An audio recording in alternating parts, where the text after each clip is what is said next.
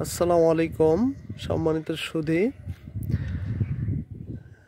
আপনাদেরকে আসলে একটা বিষয় অবগত করার জন্য ফোন দিয়েছি। দেখেন, এই ভিডিওটা ধারণ করলাম।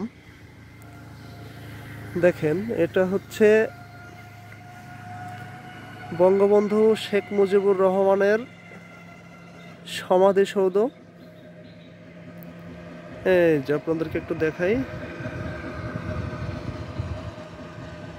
এটা হচ্ছে 1 নাম্বার গেট।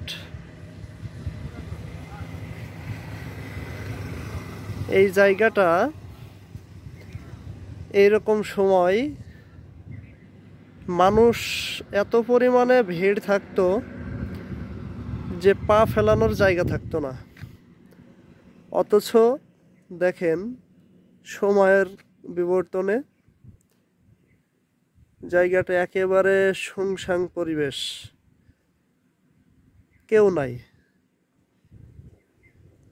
এই যে কয়েকটা হাতে গোনা কৃষক তাদের জমিতে কাজ করতেছে, আর পুরা জায়গাটা একবারে ফাঁকা।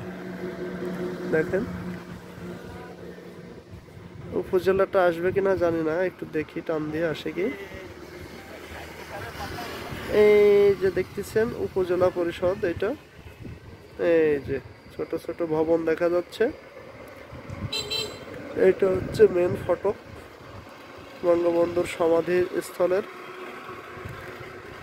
এটাই হচ্ছে অবস্থা।